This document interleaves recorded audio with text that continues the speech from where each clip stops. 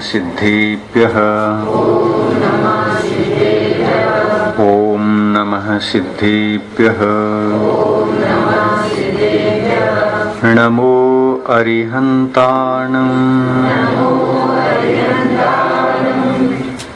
नमो सिद्धाणं नमो आयर्याणं नमो उवज्झायाणं नमो लोये सौवसाहूणं यार ज्ञानशक्तिकोटिसूर्यरण्णुमीरिदे मत्तु यार दिव्यध्वनियु लोकहितव ಮಾಡಿದೆ ಮೂರು ಲೋಕದಲ್ಲಿ ಯಾರ ಕೀರ್ತಿ ವ್ಯಾಪ್ತವಾಗಿದೆ ಅಂಥ ದೇವರಲ್ಲಿ ನನ್ನ ತಲೆಯು ಬಾಗಿದೆ ಅಂಥ ದೇವರಲ್ಲಿ ನನ್ನ ತಲೆಯು ಬಾಗಿದೆ ಯಾರ ಜ್ಞಾನ ಪಾಪ ಕರ್ಮ ಗೆದ್ದು ಶುದ್ಧವಾಗಿದೆ ಅಮಿತವಾದ ಶಕ್ತಿಯಿಂದ ಸಕಲ ತತ್ವ ತಿಳಿದಿದೆ ಲೋಕದಲ್ಲಿ ವೀತರಾಗ ಪೂಜ್ಯ ಪದವಿ ಹೊಂದಿದೆ ಅಂಥ ದೇವರಲ್ಲಿ ನನ್ನ ತಲೆಯು ಬಾಗಿದೆ ಅಂಥ ದೇವರಲ್ಲಿ ನನ್ನ ತಲೆಯು ಬಾಗಿದೆ पंच परमेष्टि भगवान की अहिंसा परमो धर्म की आचार्य गुरुवर श्री विद्यासागर मुनि महाराज की परम पूज्य 108 नियम सागर जी महाराज जी की जय। समस्त आचार्य संघ की जय। जीवों का कथन पूर्ण हुआ। त्रस्कायिक जीवों के भेदों को हम समझेंगे। त्रस्कायिक जीव तीन लोक में ये कहाँ रहते हैं, ये प्रश्न आने पर नक्शा सामने आना चाहिए और बताना भी आना चाहिए। कहाँ रहते हैं? त्रस नाली में रहते हैं। स्थावर कायिक जीव त्रस नाली में भी रहते हैं और त्रस नाली के बाहर भी रहते हैं। त्रस जीव के मुख्य रूप से दो भेद करना चाहिए, विकलत्रय जीव और सकलत्रय जीव। ये त्रस कहलाते हैं। त्रस इसलिए कहलाते हैं कि ये अपने दुखों से बचने के लिए एक स्थान को छोड़कर दूसरे स्थान की ओर गमन कर सकते हैं। जैसे मूंगी है, आप थोड़ा सा भी हाथ लगा लेते हैं तो मूंगी भागने लगती है, इसलिए उसको त्रस कहा है। किंतु जल का एक जीव, अग्नि का एक जीव, वनस्पति का एक जीव, पृथ्वी का एक जीव भाग करके खड़े होते हैं। कोई व्यक्ति जमीन खोदने लगा और खोदने पर पृथ्वी का एक जीवों को दुख तो होता ही है। असंख्यात पृथ्वी का एक जीव खोदते समय दुखी बनते हैं, किंतु वे भाग करके खड़े नहीं हो सकते, अपने दुख से बच नहीं सकते, इसलिए उनको स्थावर कहा है। तिष्ठति इति स्थावरः त्रस्यते स्थानात् गमनं कुर्वन्ति ये जीवाः ते त्रसाः। वे त्रस कहलाते हैं जो अपने दुख से बचने के लिए स्थानांतरित हो सकते हैं। ये त्रस्कायिक जीव हैं। इनके दो भेद हैं, विकलत्रय और सकलत्रय। विकलत्रय में तीन भेद करना चाहिए, द्विन्द्रिय जीव, त्रिइंद्रिय जीव और चतुरेंद्रिय जीव। विकल अर्थात जिसको इंद्रियां कम हो उसको विकल कहते हैं। विकल का क्या मीनिंग है? जिसको इंद्रियां कम हो, सभी इंद्रियां ना हो तो विकलत्रय। त्रस में है किंतु इंद्रियां कम हैं, ऐसे जीवों को विकलत्रय कहते हैं। सकलत्रय माने सकल इंद्रियां जिसको हो, सभी इंद्रियां जिसको हो, वे सकलत्रय जीव कहलाते हैं। तो विकलत्रय में तीन भेद हो गए, द्विइंद्री, तीन इंद्री, चतुरिंद्री। जिसको स्पर्शन और रसन दो इंद्रियां हो वे द्विइंद्री, जिसको स्पर्शन रसन घ्राण तीन इंद्रियां हो वो तीन इंद्री, और जिसको स्पर्शन रसन घ्राण और चक्षु ये क्रमशः चार इंद्रिय हो वो चौरेंद्रीय जीव। इस प्रकार ये विकलत्रय जीवों की इंद्रियों के कारण इनको विकलत्रय कहा, कम इंद्रियां होने से विकलत्रय कहा। अब सकलत्रय जीव के क्या लिखा है, नीचे नीचे क्या लिखा है, कर्म केवल कर्म भूमि में रहने वाले जीव, केवल कर्म भूमि में रहने वाले जीव, समझ में गए ना। ये कहाँ रहते हैं, हाँ ये ध्यान में रखना है। भोग भूमि में नहीं रहते, स्वर्ग में भी नहीं रहते और नरक में भी नहीं रहते। स्वर्ग में नहीं, नरक में नहीं, भोग भूमि में नहीं, विदेह क्षेत्रों में, विदेह क्षेत्रों में है क्योंकि वो कर्म भूमि है। कर्म भूमि हो, आर्य खंड हो, वहां पर अवश्य रहेंगे। कहां कहां नहीं रहते देखना, म्लेच्छ खंड में नहीं रहते,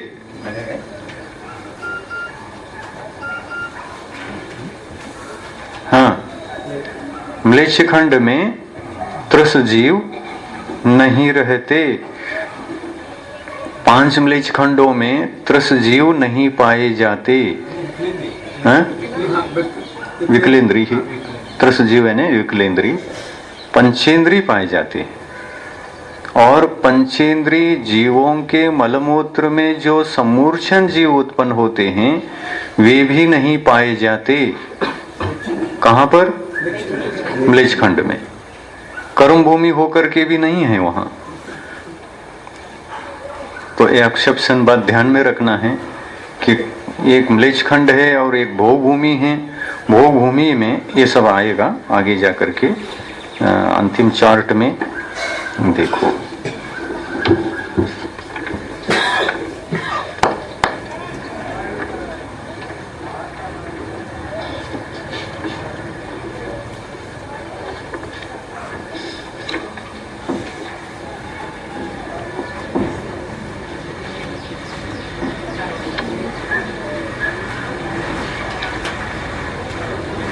ये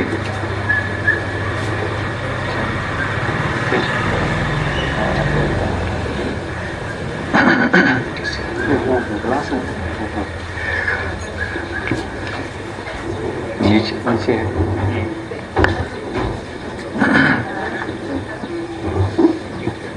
उसको दिखाएंगे पेज नंबर 56 क्या, 56 पेज नंबर।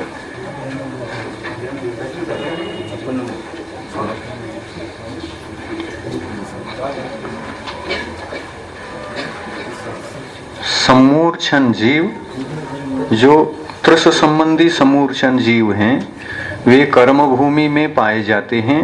कर्म भूमि में भी सब जगह नहीं, किंतु जहां पर, सुन रहे ना, किंतु जहां पर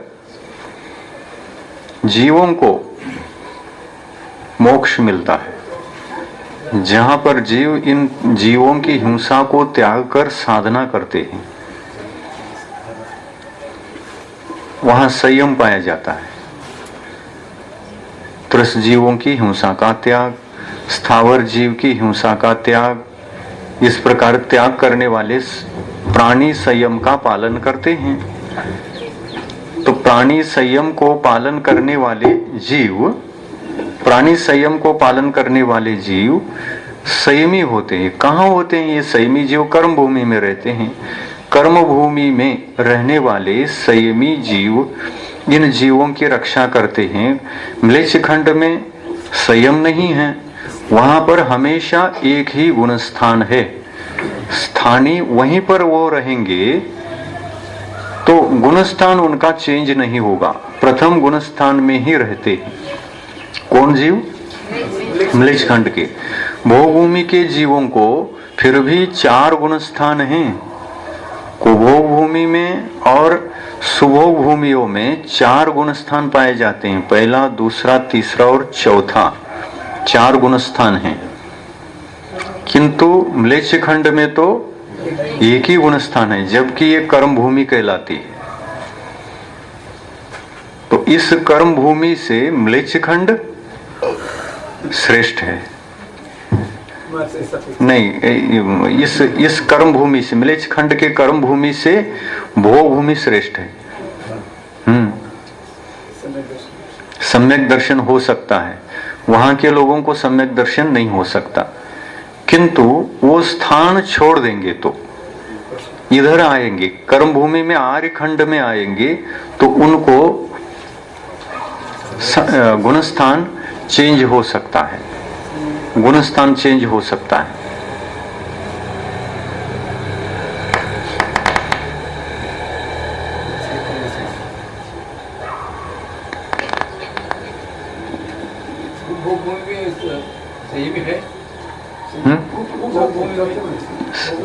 कुभोग भूमि में भी संयमी नहीं, असंयमी, सभी जीव असंयमी हैं।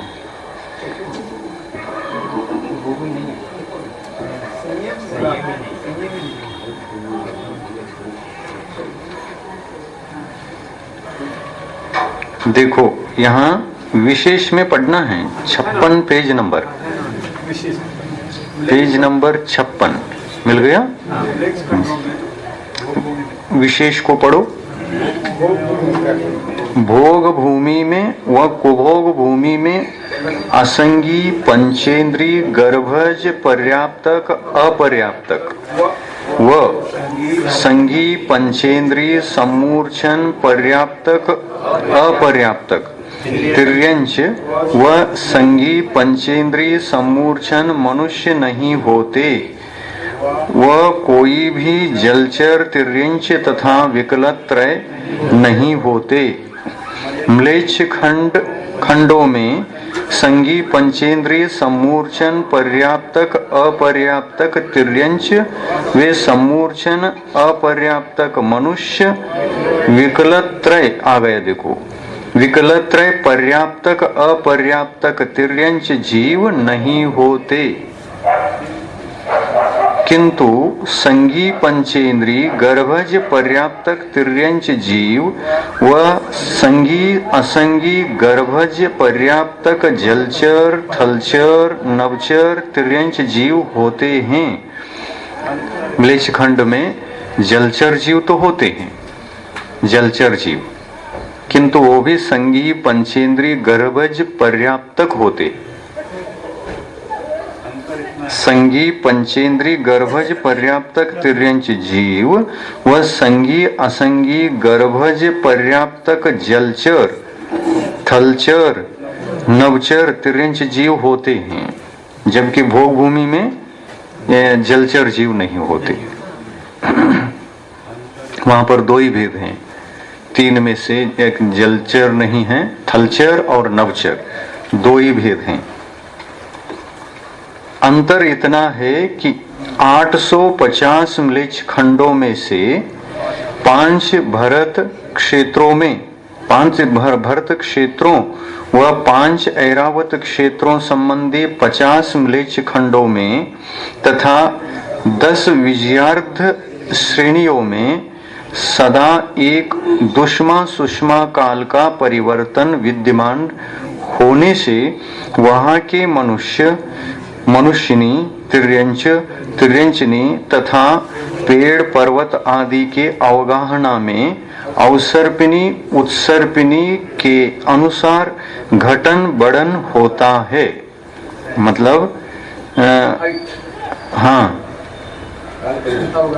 अवगाहना कहाँ से लेकर 500 धनुष से लेकर 700 धनुष, ये अवसर्पिणी काल के काल में, और 7 हाथ से लेकर 500 से 7 हाथ, और 7 हाथ से लेकर 500 धनुष तक ये उत्सर्पिणी में बढ़ते हैं।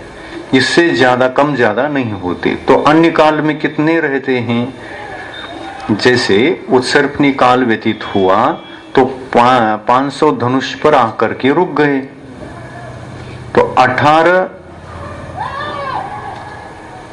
कोड़ा कोड़ी सागरोपम काल तक, इधर के 9 और उधर के 9, 9 9 18 कोड़ा कोड़ी सागरोपम काल तक वे कितने धनुष के रहेंगे? 500 धनुष के रहेंगे। पुनः कर्म भूमि आने तक 500 धनुष के रहेंगे। कहाँ के जीव? भोगभूमि के नहीं, भोगभूमि के नहीं, हाँ 850 म्लेच्छ खंड के जीव और विजयार्ध श्रेणी के जीव। 2 क्षेत्रों की बात चल रही है। विजयार्ध श्रेणी यानी विद्याधर, जो कि भरत क्षेत्र में ही आता है ना। यहां ये देखो, ये विजयार्ध पर्वत है ये, और भरत क्षेत्र यहां से यहां तक है, यहां तक है। ये आर्यखंड है। म्लेच्छ खंड कहाँ कहाँ है? तो एक म्लेच्छ खंड ये है कोने में, ये एक म्लेच्छ खंड ये है। ये दोनों बाजू एक एक 2 हो गए, और यहाँ एक, यहाँ एक और यहाँ एक, ये 5 म्लेच्छ खंड हो गए। और आर्यखंड ये कहलाया आर्यखंड, ये आर्यखंड है। कर्म भूमि तो यहाँ से लेकर यहाँ तक कर्म भूमि है, ये सब कर्म भूमि है। म्लेच्छ खंड भी कर्म भूमि है। ये अर्धचंद्राकार यहाँ दिखा है, देखो ये सब कर्म भूमि है। कर्म भूमि होते हुए भी यहाँ विजयार्ध पर्वत जो आता है, ये विजयार्ध पर्वत जो 2 लाइन खींची है, ये विजयार्ध पर्वत वही यहाँ दिखाया है, ये विजयार्ध पर्वत। यहाँ और म्लेच्छ खंडों में 1 2 3 विजयार्ध श्रेणी 1 और 1 म्लेच्छ खंड, और इधर 1 म्लेच्छ खंड, 5 म्लेच्छ खंड और 1 विजयार्ध श्रेणी। यहाँ पर कौन सा काल चलता है, किस प्रकार का काल रहता है? तो कहते हैं यहाँ पर एक ही काल का परिवर्तन है, 6 काल का परिवर्तन नहीं है।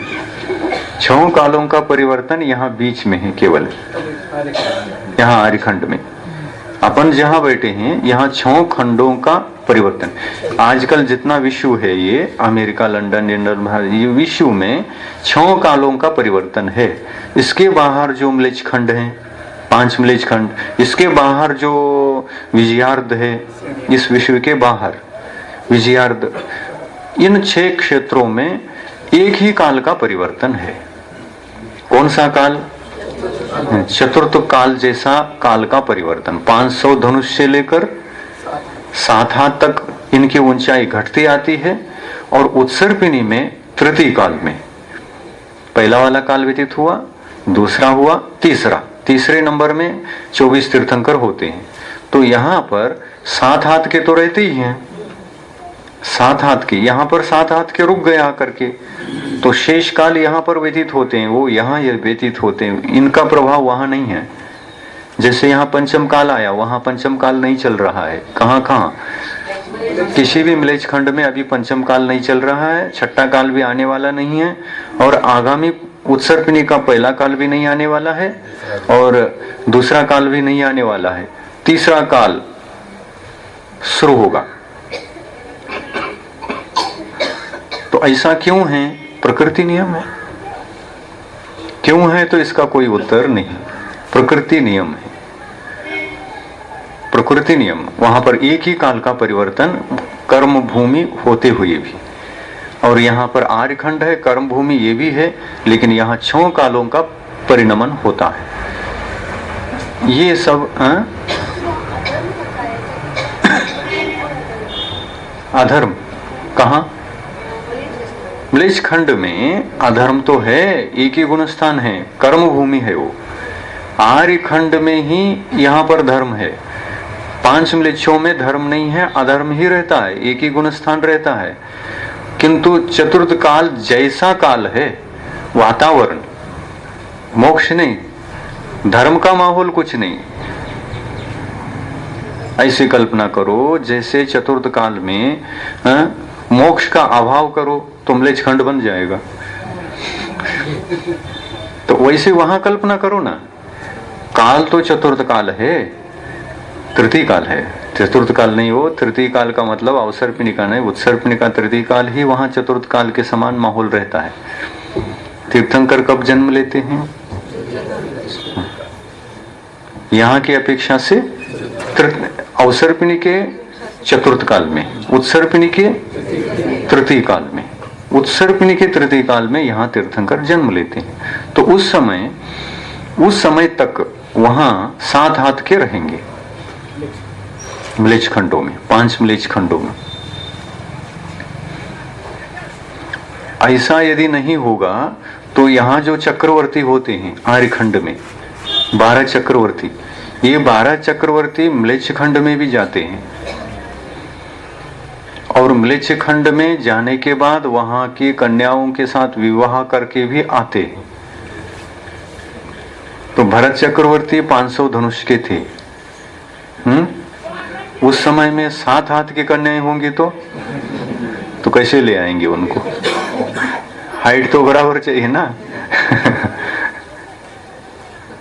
तो ये है कि वहां पर चतुर्थ काल में जो 12 चक्रवर्ती रहते हैं उनका घटन बढ़न जैसा रहता है, 12 चक्रवर्तियों का भी क्रमशः घटता हुआ आता है अवसर्पिणी काल में, और उत्सर्पिणी काल में यहाँ बढ़ता हुआ जाता है 12 चक्रवर्तियों का। और चक्रवर्ती ही जाते हैं, चक्रवर्ती की सेना जाती है।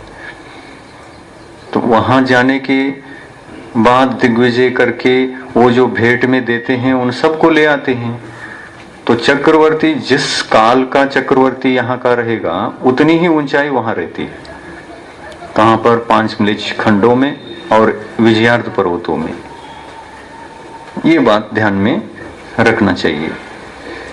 कहाँ आके रुक गए अपना? 1-2 लाइन और रह गए। सोहनन 6 सब होते हैं।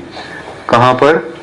5 म्लेच्छ खंडों में और विजयार्ध में सभी सहनन होते हैं, परंतु 160 विदेह क्षेत्र संबंधी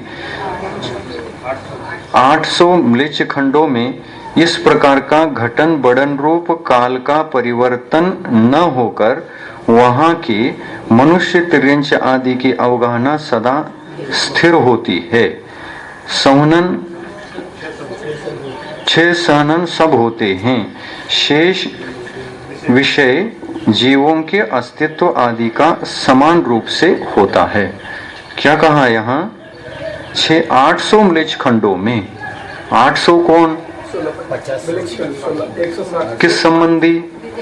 विदेह क्षेत्र संबंधी 800 म्लेच्छ खंड, और भरत ऐरावत संबंधी 50 म्लेच्छ खंड हैं। तो इन 50 को छोड़ो, क्योंकि इन 50 म्लेच्छ खंडों में तो घटन बढ़न है, चतुर्थ काल जैसा वातावरण रहता है और मनुष्यों की ऊंचाई उसके अनुरूप ही होता है। धर्म मात्र नहीं रहता, इतना विशेष है, धर्म मात्र नहीं रहता। और ये ऊंचाई घटती है बढ़ती है ऐसा तो चलता है यहाँ। ये 5 भरत 5 ऐरावतों में समझना चाहिए।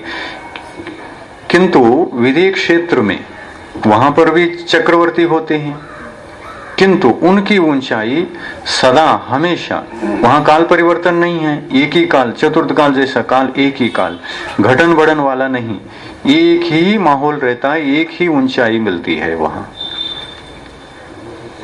कहां पर? विदेह क्षेत्र। विदेह क्षेत्र कितने हैं? 160 विदेह हैं, उसमें 5 भरत 5 ऐरावत मिलाने पर ये 170 हो जाते हैं।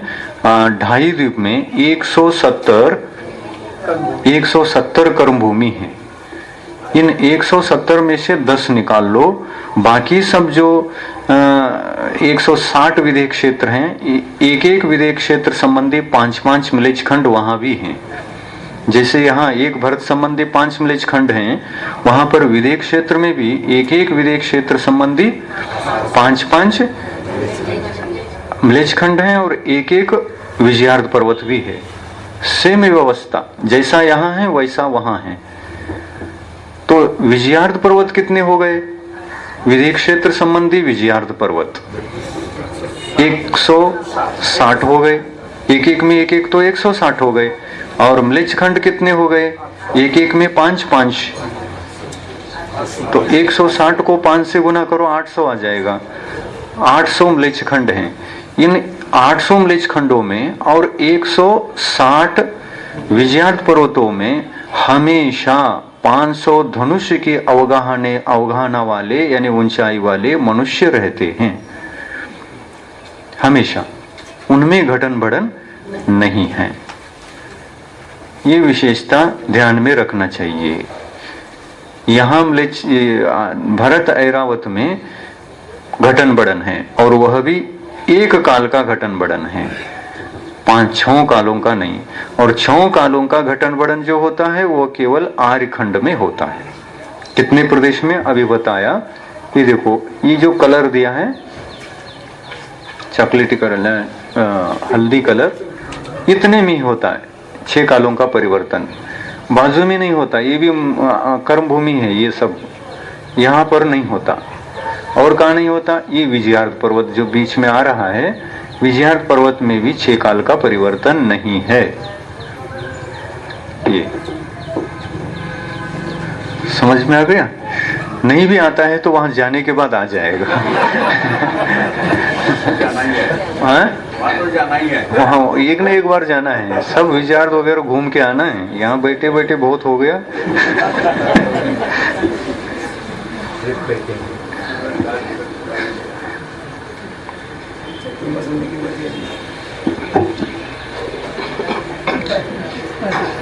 तो अपन चार्ट में आते। अब चार्ट में प्रथम चार्ट,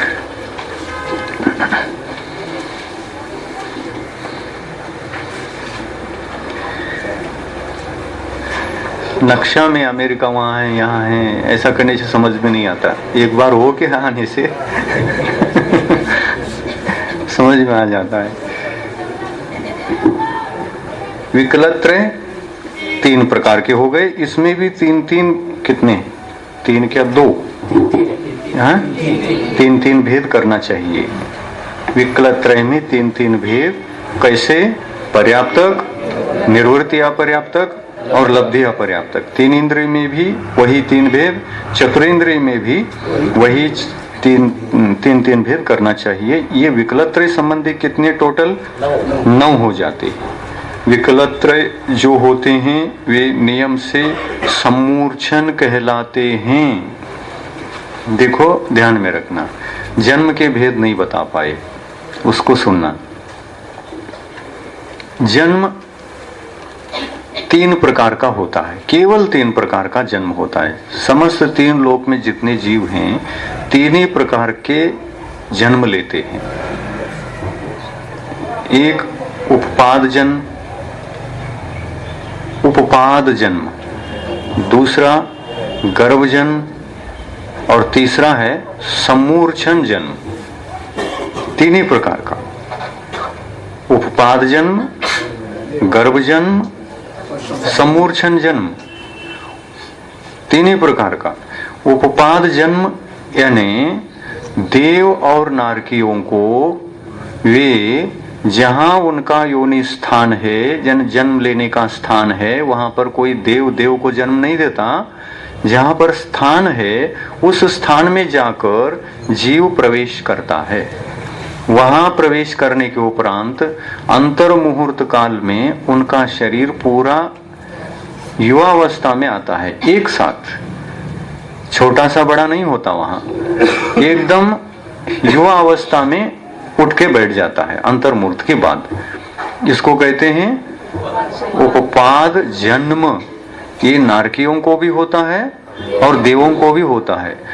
यहाँ से कोई जीव नरक में गया, जन्म लेते समय अंतर मुहूर्त के भीतर वहां पर जन्म लेने के बाद बड़ा ही शरीर मिलेगा। छोटे से बड़ा नहीं होता, बड़ा ही मिलेगा और उतना ही रहेगा अंतिम समय तक। जन्म के काल में जितना बड़ा शरीर होता है उतना ही मरण काल तक रहता है। देवों का भी ऐसा ही समझना चाहिए। इसको कहते हैं उपपाद जन्म। उसके पुद्गल परमाणु उस उपपाद शैया में जाने के बाद ही मिलते हैं। इधर उधर उपपाद नहीं है तो वहां नहीं मिलते। समझ में आ गया? देव और नारकियों को कौन सा जन्म होता है? उपपाद जन्म। और सम्मूर्छन जन्म नहीं है, इसको लेते गर्भ जन्म। जो गर्भ से उत्पन्न होते हैं वो गर्भ जन्म है, गर्भ जन्म वाले जीव हैं। जैसे तिर्यंच और मनुष्यों को, तिर्यंचों में पंचेंद्रीय तिर्यंच, मनुष्यों में पंचेंद्रीय मनुष्य, चौरेंद्रीय मनुष्य तो होते नहीं, पंचेंद्रीय मनुष्य, सौदनी पंचेंद्रीय मनुष्य। ये गर्भ जन्म वाले भी हैं और सम्मूर्छन जन्म वाले भी हैं। अपन कौन से जन्म वाले हैं? सम्मूर्छन है क्या गर्भज? हम गर्भज हैं, इतना तो मालूम है ना। हम गर्भज हैं, हम सम्मूर्छन है। सम्मूर्छन मनुष्य कहाँ जन्म लेते हैं? मलमूत्र में। तो सम्मूर्छन जन्म का अर्थ होता है जहां पर जन्म लेने की योग्यता स्थान है, कहीं भी हो सकता है। मल और मूत्र में, कहीं भी किसी भी प्रदेश में, मल मूत्र में सब जगह योनि स्थान रहता है। वहां पर जाकर के आत्मा प्रवेश करती है, वहां के पुद्गल परमाणुओं को ग्रहण करके शरीर रचना करते रहती है। शरीर रचना होने से पहले ही मरण होता है। एक भी पर्याप्ति पूर्ण नहीं होती 6 में से, और उसका मरण होता है। श्वास के 18वें भाग में उसका मरण होता है। किंतु एक अंतर मुहूर्त में ये केवल 8 ही बार जन्म ले सकता है, मरण कर सकता है।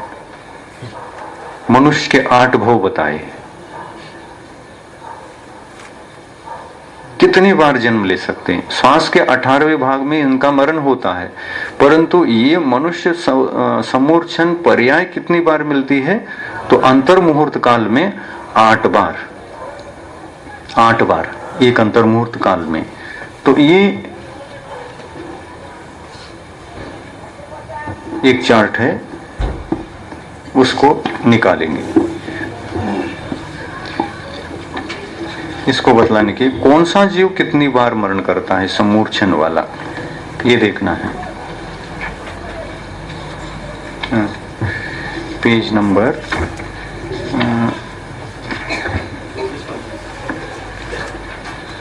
24,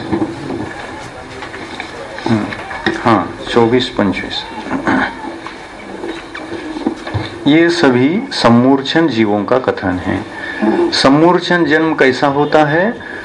वातावरण में रहने वाले पुद्गल परमाणुओं को ही ग्रहण कर शरीर बना लेना।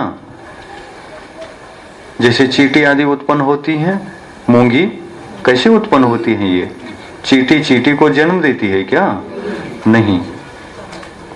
कहीं भी उनका वातावरण योनि स्थान बन गया तो वहां पर पुद्गल, वातावरण के पुद्गल परमाणु को ग्रहण कर शरीर बना लेता है वो, और अंतर्मूर्त में बड़ा हो जाता है और घूमने लगता है। ऐसा जीव, इनको सम्मूर्छन कहते हैं। ये शंख है, सीप है, चींटी है, बिच्छू है, ये सभी सम्मूर्छन कहलाते हैं। इनका जन्म ऐसा ही होता है वातावरण में। मेंढक है, ऊपर से मेंढक गिरते हैं तो ऊपर कोई जन्म देता है क्या? नहीं, वातावरण में ही पुद्गल परमाणुओं को ग्रहण कर मेंढक बन करके छोटे छोटे मेंढक नीचे गिरते हैं। नीचे भी उत्पन्न हो सकते हैं, आकाश में भी उत्पन्न हो सकती है। ये गोगल गाय वगैरह बरसात में कितने उत्पन्न होते हैं। ये समय उनकी योनि स्थान बहुत बड़ी होती है, बहुत सब जगह, क्योंकि वातावरण गर्म शीतोष्ण रहता है, तो उसमें योनि स्थान निर्मित होता है और वो जन्म लेते हैं। तो ये सम्मूर्छन जीव जो हैं 2 प्रकार के होते हैं, पर्याप्तक भी होते हैं और अपर्याप्तक भी होते हैं। अपर्याप्तक यानी जो श्वास के 18 भाग में शरीर धारण करने से पहले ही मरते हैं, करते करते ही मरते हैं। और पर्याप्तक यानी पूर्ण शरीर पर्याप्ति पूर्ण करके, जीवन जीकर जितनी आयु है उसका पूर्ण करके मरण करते हैं।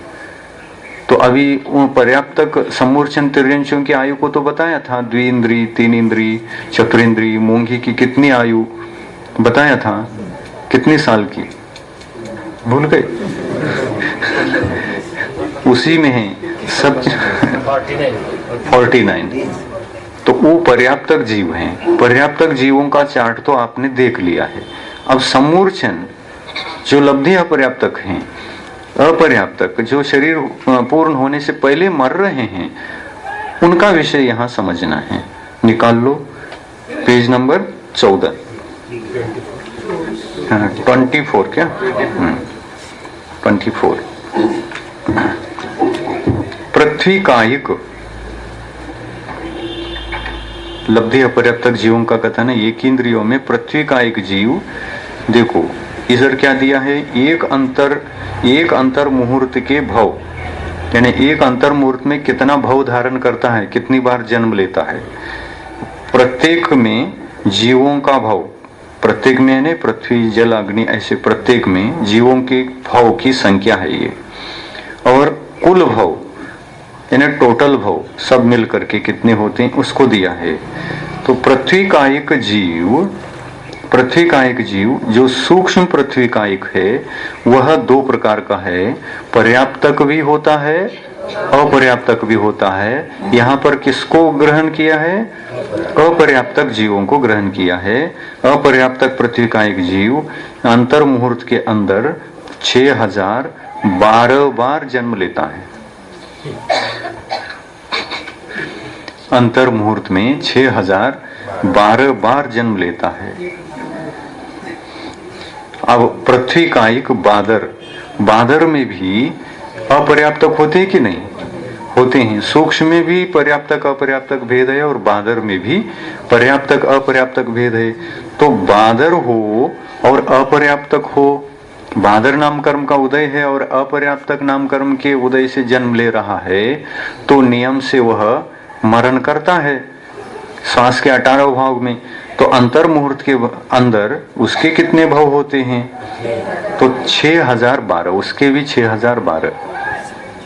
बोलो इतनी फास्ट जन्म मरण और उतने फास्ट आयु का बंद, फिर उसका फल भोगना, निकलना, आगे का बंद करके फिर निकलना, बंधना, थोड़ा जीना निकलना, बंधना, थोड़ा जीना निकलना। ये बोलना भी इतना जल्दी नहीं हो पा रहा है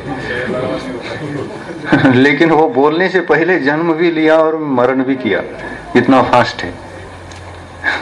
एक श्वास में 18 बार आता है ना 6 डाला में, एक श्वास में 8-10 बार जन्म्यो मर्यो भर्यो दुख बार।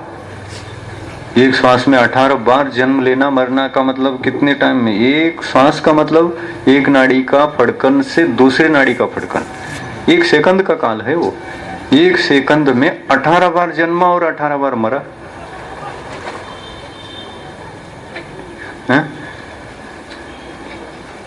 1 सेकंड में तो हम बोल भी नहीं सकते 18 बार। जन्म मरा बोल नहीं सकते इतना फास्ट जन्म मरण हो रहा है। बोलो देखेंगे 1 सेकंड में 18 बार जन्मा बोलो।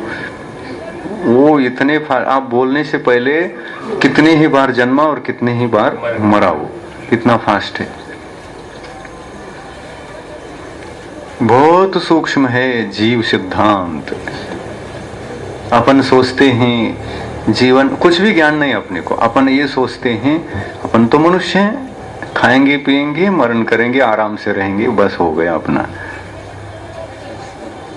अपन भी एक समय वहां थे जो अपर्याप्तक अवस्था में थे और इतना फास्ट ही जन्म मरण किया था, और किया है ये गारंटी है। आप कहीं भी नहीं थे तो निगोद में तो थे ही तो वहां तो किया ही है। आप द्विंद्रिय नहीं बने, हो सकता है द्विंद्रिय नहीं बने, अनादिकाल से निगोद में रहे हों और डायरेक्ट मनुष्य गति में आए हों, लेकिन थे तो। इसमें कोई संशय है क्या, निगोद में थे क्या नहीं हम, इसमें कोई संशय है क्या? नहीं,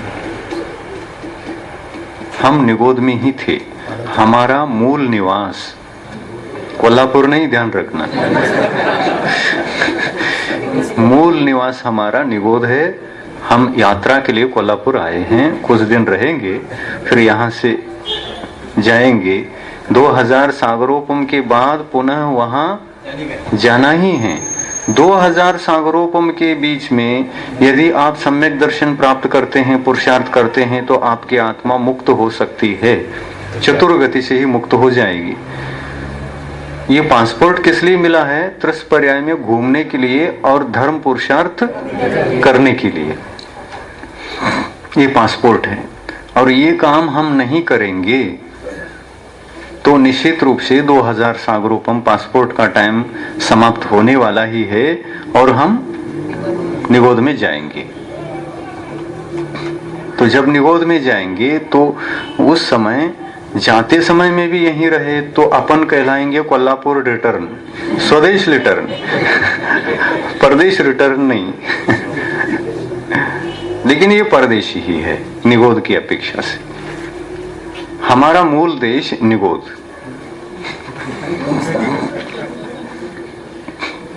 जहां अनादिकाल से रहे सबसे पहले वो हमारा है। उसके बाद ये तो बाद का है। पृथ्वी का एक जीव 612 बार मरता है, जो 6012 बार, वो सूक्ष्म भी हो चाहे बादर भी हो, 6012 बार मरता है। जल कायिक, उसमें भी दोनों प्रकार के हैं, सूक्ष्म और बादर, वो नीचे ऊपर दोनों दिया है, 6012 बार। देखो ये जो एकेंद्रीय हैं उन सब की संख्या, भवों की संख्या एक सी है। पृथ्वी का एक बादर सूक्ष्म, जल का एक बादर सूक्ष्म, अग्नि का एक बादर सूक्ष्म, वायु का एक बादर सूक्ष्म और वनस्पति का एक साधारण में सूक्ष्म होते हैं और बादर भी होते हैं। दोनों दिया है, सूक्ष्म और बादर दोनों की जन्म मरण अंतर्मुहूर्त काल में 6012 बार।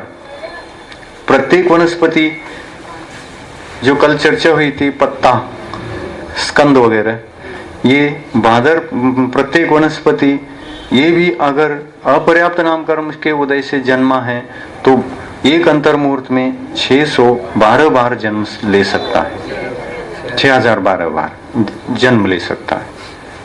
तो ये टोटल एकेंद्रीय संबंधी जो भाव बनते हैं, यहाँ टोटल दिया है कितना? 66,132 भाव बनते हैं। 66,132।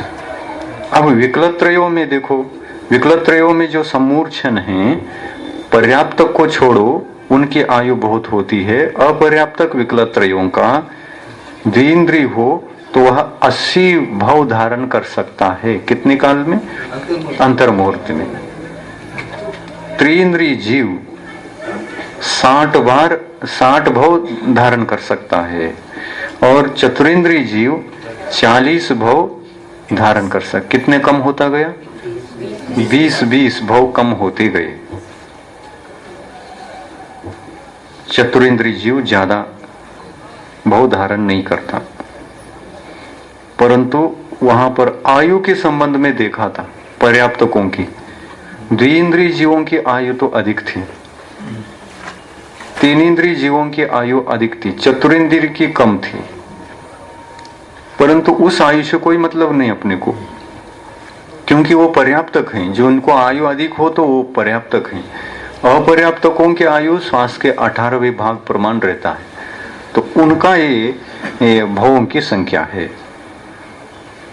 पंचेंद्रिय जीव लब्धि अपर्याप्तक, इसमें असंगी पंचेंद्रिय जीव बादर जो होते हैं और अपर्याप्तक नाम कर्म वाले होते हैं, वो 8 भाव धारण कर सकते हैं। अभी बता रहे थे ना कि 8 भाव, ये आ गया,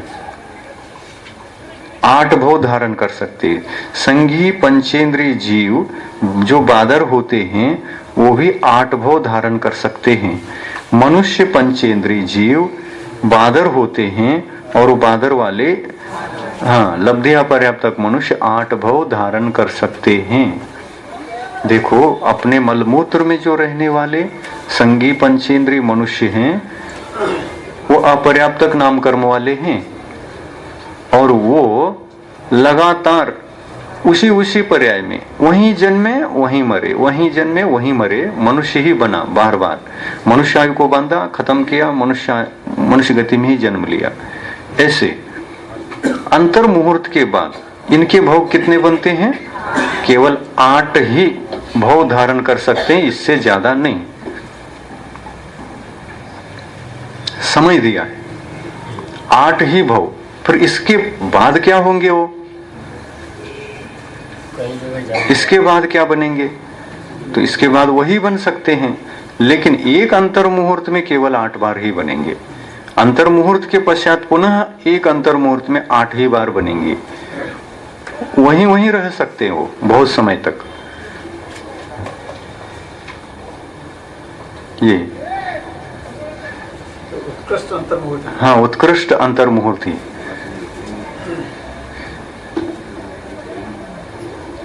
वहां से निकलेंगे कैसे? वहां से निकलेंगे कैसे? निकलने के बाद 8 भोग पूर्ण होने के बाद कहाँ जाएंगे? हाँ, कोई नियम नहीं कि बहुत समय तक वहां रहेंगे, ऐसा कोई पासपोर्ट वहां नहीं है। वहां मनुष्य कभी भी आ सकता है। यदि मान लो उस समूर्छन मनुष्य को मंद कषाय हो गए और मनुष्य आयु का बंद किया और पर्याप्तक नाम कर्म का बंद किया, तो आकर के गर्भज मनुष्य बनेंगे। समूर्छन मनुष्य गर्भज मनुष्य बन सकता है और गर्भज मनुष्य समूर्छन मनुष्य बन सकता है।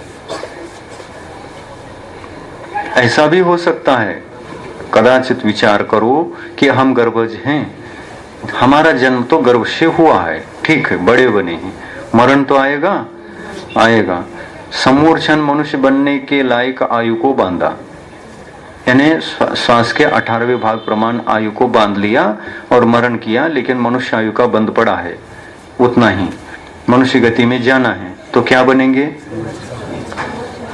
समूर्छन मनुष्य बनेंगे। अच्छा, ये समूर्छन मनुष्य अपने ही शरीर में रहते हैं? हाँ, अपने ही शरीर में रहते हैं। अपन मर गए, गर्भज मर गए अपन, पर कौन सा कर्म का बंद किया? समूर्छन का। और मरण करके अपने ही पेट में पुनः जन्म ले लिया। ऐसा हो सकता है कि नहीं? हो सकता है। खुद ही मर गए, खुद के पेट में ही जन्म लिए, ऐसा भी हो सकता है।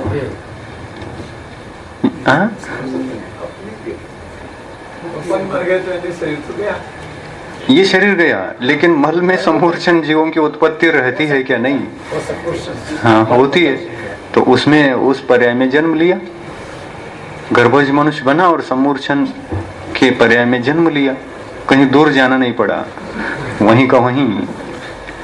संसार में जन्म मरण करने के लिए स्थान कम नहीं है, कहीं भी वहीं को वहीं लुढ़क जाओगे तो वहां भी जन्म, वहीं रहेंगे तो वहां मरण भी हो सकता है, जन्म भी हो सकता है। बड़ा विचित्र है यह संसार। जन्म मरण का नाम ही संसार है। इससे छुटकारा पाना निर्वाण है, मोक्ष है, वो मोक्ष है। आपको जन्म मरण होना बंद हो गया तो समझ लेना उस समय आप मोक्ष में हैं।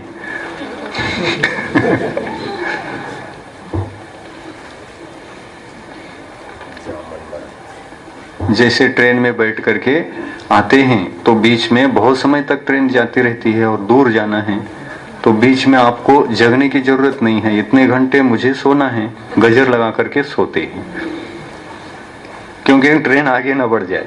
कोल्हापुर आ गया, उतरना है तो गजर घंटी बजेगी, कोल्हापुर आया ही आपको पूरी तरह से इतने बजे ट्रेन पहुंचती ही है, गारंटी होती है ना आपको।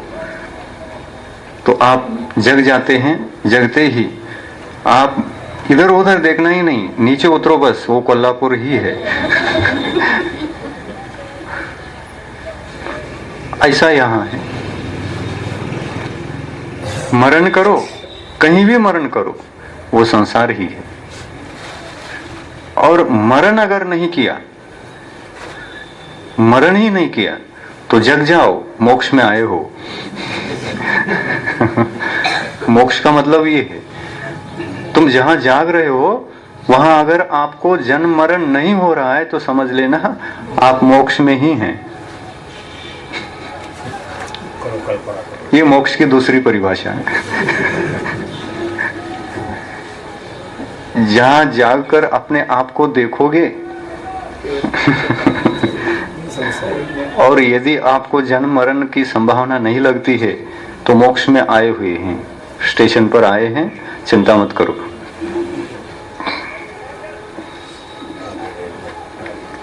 ये हो गया समूर्छन जीवों का कथन।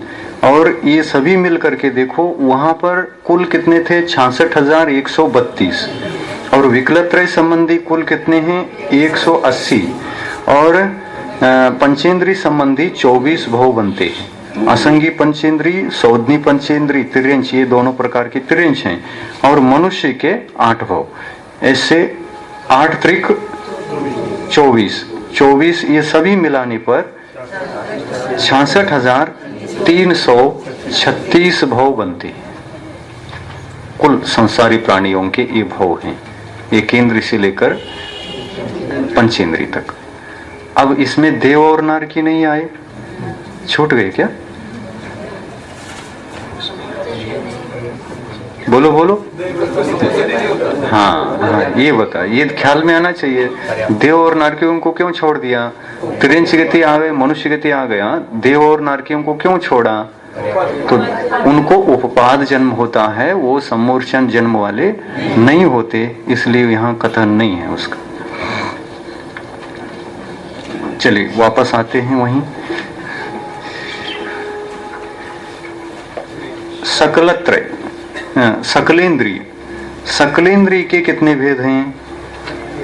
2 भेद करना चाहिए, कर्म भूमिज जीव और भोग भूमिज जीव। ये त्रिंचों का चार्ट है। सकलत्रय संगी पंचेंद्री त्रिंच और असंगी पंचेंद्री त्रिंच, पंचेंद्री के 2 भेद। परंतु ये 2 भेद बनेंगे, कर्मज, कर्म भूमिज और भोग भूमिज। कर्म भूमिज सकलत्रय में 2 भेद हैं, संगी असंगी, और भोग भूमि में ये 2 भेद नहीं है। क्यों नहीं है? वहां संगी जीव नहीं पाए जाते, केवल वहां संगी है, इसलिए संगी एक ही भेद दर्शाया है। तो संगी असंगी, और संगी जीवों में भी 2 भेद करना चाहिए, गर्भज और सम्मूर्छन।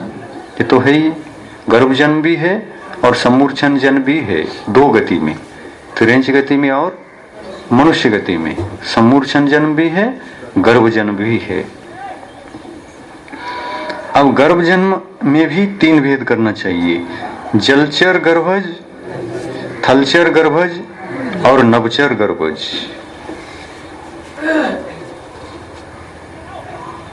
तीन भेद हो गए। जल में भी है गर्भज जीव, थल में भी है और नभचर भी है। तो सोचो जलचर गर्भज कौन होते होंगे? हाँ? कासव अंडा देता है या सीधा ही गर्भ से उत्पन्न होता है? हाँ? यदि अंडा देता है कासव तो गर्भज हो गया, सौधनी पंचेंद्री हो गया, और जल में रहता है इसलिए जलचर है। तो जलचर गर्भज ये हैं, कासव आदि पानी में रहने वाले जो अंडे रखते हैं या सीधा ही जीवों को जन्म देते हैं। ऐसे मछली गर्भज, मछली सम्मूर्छन भी है और गर्भज भी है। वातावरण में भी उत्पन्न हो सकता है और गर्भ से भी उत्पन्न हो सकता। कुछ मछली अंडे भी रख सकते हैं। किनारे पर आने की जन्म हाँ, कहीं एक जगह रखते हैं वो जहाँ, हाँ किनारे पर नहीं, उसमें जल में भी रखते हुए भी वो जन्म ले सकते हैं। समुद्र के तलभाग में भी अंडे रख सकते हैं, तलभाग में भी अंडे रख दिया, किनारे पर आने की जरूरत नहीं, वहां पर तलभाग में जाएंगे और अंडे रखेंगे, बड़े हो जाएंगे, वो गर्भज कहलाएंगे। और जो सम्मूर्छन मछलियां होती हैं वो तो ऑटोमेटिक उत्पन्न होती है। जल में ही वातावरण के पुद्गत परमाणुओं को ग्रहण करके उत्पन्न हो गए। ये समूर्छन संगी पंचेंद्रिय। और इसमें पर्याप्तक भी होते हैं, अपर्याप्तक भी होते हैं। समूर्छन मछली पर्याप्तक भी होते हैं, अपर्याप्तक। पर्याप्तक मछली समूर्छन जो होते हैं वातावरण से तो उत्पन्न हो गया और उसकी आयु अधिक रहेगी। कितनी? अधिक से अधिक पूर्व कोटि।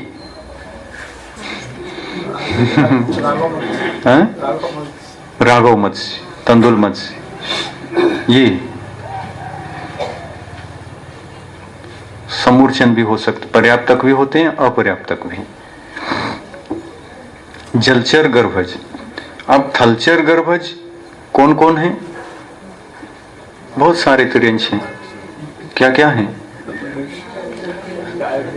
जो मतलब गर्भ से सीधा जन्म लेते हैं वो, जो कवच सहित जन्म लेते हैं वो, और अंडे से जन्म लेते हैं वो सभी जीव गर्भज हैं। ये थलचर कहलाते हैं। जैसे नाम गाय, भैंस, मनुष्य, घोड़ा, हिरन, किसी का भी नाम ले लो, ये जो चलते फिरते पशु हैं ये सब गर्भज हैं। यहाँ मनुष्य का कथन नहीं है, मनुष्य को नहीं लेना। मनुष्य जरूर थलचर है पर मनुष्यों में थलचर भेद नहीं किया। ये त्रियंशों के भेद, जलचर, थलचर, नवचर। नवचर में क्या लेंगे? पक्षी जो अंडे रखते हैं वो सभी गर्भज हैं। इसमें समूर्छन भी हैं। समूर्छन पक्षी होते कि नहीं होते? होना ही चाहिए, क्योंकि उनके मलमूत्र में भी उसी जाति के जीव उत्पन्न होते हैं। और इसलिए दो भेद बताया, गर्भज और समूर्छन। समूर्छन 3 प्रकार के हैं, वो भी जलचर, थलचर और नवचर।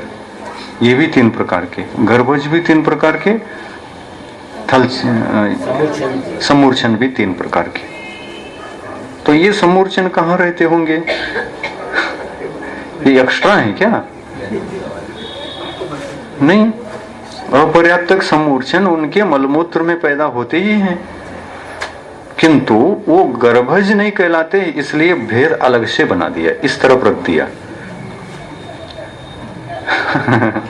ये गर्भज, ये समूर्छन, ये प्रश्न उठाओ, जलचर, थलचर, नवचर हैं।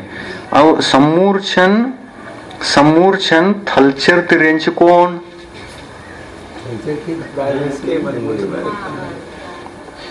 वो भी हैं और एक्स्ट्रा भी होते हैं क्या?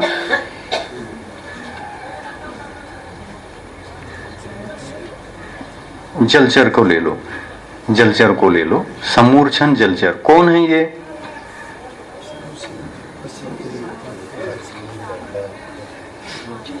समूर्छन पर्याप्तक अपर्याप्तक दोनों होते हैं क्या? नहीं होते हैं।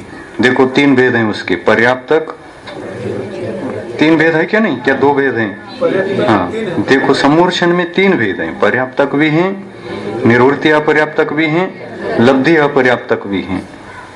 बोलो पर्याप्तक समूर्छन तिर्यंश, पर्याप्तक समूर्छन तिर्यंश के कितने भेद हो गए? 3।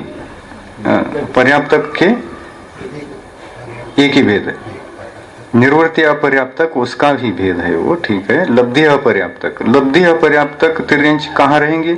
समूर्छन जलचर। सोचो, बिल्कुल, जो समूर्छन तिर्यंश पर्याप्तक तिर्यंश है, राघव मत से, उसका क्या मलमूत्र नहीं है? तो उसके मलमूत्र में रहने वाले अपर्याप्तक, वो भी अपर्याप्तक रहते हैं और वो पर्याप्तक हैं। समूर्छन जरूर हैं लेकिन वो पर्याप्तक हैं, उनके मलमूत्र में अपर्याप्तक हैं। ऐसे ही ये गर्भज जो तिर्यंच होते हैं, कासव है, कासव जाति पर्याप्तक ही है और गर्भज ही है, ऐसा नियम है क्या? बिल्कुल होना ही चाहिए, उसके बिना तो बनेगा ही नहीं। अपने मलमूत्र में जब होते हैं तो तिर्यंचों के मलमूत्र में क्यों नहीं होते ही हैं? तो कासव है, अंडा देता है, ये गर्भ जन्म हुआ। जो अंडे से जन्म ले रहा है उसकी आयु तो नियम से अधिक होती ही है। वो जो अंडा आया और फूट करके कासव निकला, वो पर्याप्तक है क्या अपर्याप्तक? वो तो पर्याप्तक है। परंतु वो जो कासव जिसने अंडा दे दिया उसका मलमूत्र है क्या नहीं? उसमें लब्धि अपर्याप्तक संगी पंचेंद्रिय कासव जाति का समूर्छन जीव रहते ही हैं। इसलिए ये तीन भेद हैं, तीन भेद हैं। परंतु गर्भज में दो ही भेद दिया है। देखो, पर्याप्तक और निवृत्ति अपर्याप्तक, दो भेद क्यों? जो गर्भज हैं वो समूर्छन नहीं, इसलिए दो भेद हैं। जो गर्भज हैं वो पर्याप्तक और निवृत्ति अपर्याप्तक दो ही प्रकार के होते हैं। पर्याप्तक नाम कर्म के उदय से आया, पर्याप्ति पूर्ण होने से पहले निवृत्ति अपर्याप्तक कहलाया, पर्याप्ति पूर्ण होने पर पर्याप्तक कहलाया। तो ये दो ही भेद हैं। गर्भज के भेद बना रहे हैं इसलिए दो भेद बनते हैं, परंतु इनके मलमूत्र में जो जन्म लेते हैं वो गर्भज नहीं रहते, इसलिए तीन भेद नहीं बताया। हाँ, वो गर्भ से नहीं आते इसलिए तीन भेद नहीं बताया। उनको किधर रखेंगे फिर? हाँ, समूर्छन में डालेंगे। जो जलचर थलचर नभचर हैं उनके मलमूत्र में जैसे रहते हैं वैसे उनके मलमूत्र में भी रहते हैं। मनुष्य के मलमूत्र में हैं तो इनके मलमूत्र में क्यों नहीं?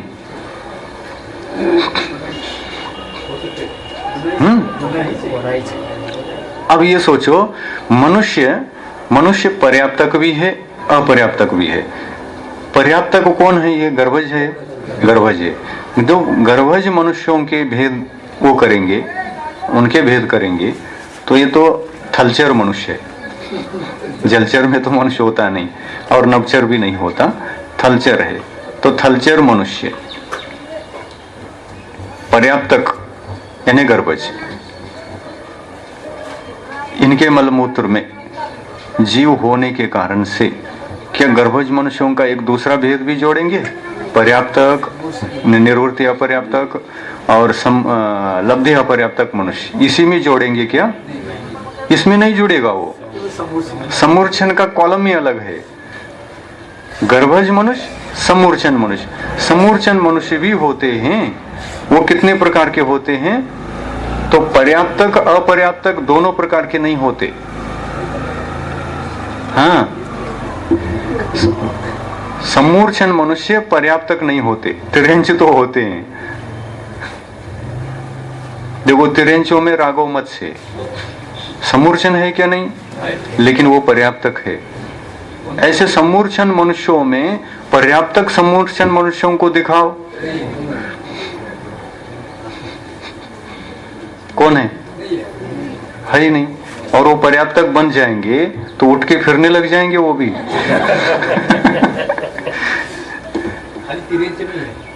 खाली तिर्यंच में ही पर्याप्तक अपर्याप्तक भेद। नहीं, कोई भी हो, मछली हो, कासव, कोई भी हो, पर्याप्तक है क्या? नहीं, पर्याप्तक है। पर्याप्तक है तो उसके मलमूत्र में जो समूर्छन है वो लब्धि अपर्याप्तक है, वो बड़े नहीं होते।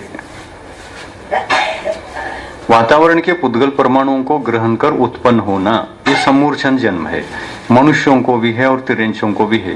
तिर्यंच वातावरण के पुद्गल परमाणुओं को ग्रहण कर शरीर रचना कर बड़ा भी होता है। ऐसा समूर्छन मनुष्य कोई है? वातावरण के पुद्गल परमाणुओं को ग्रहण किया, बड़ा हुआ और सबको दिख रहा है।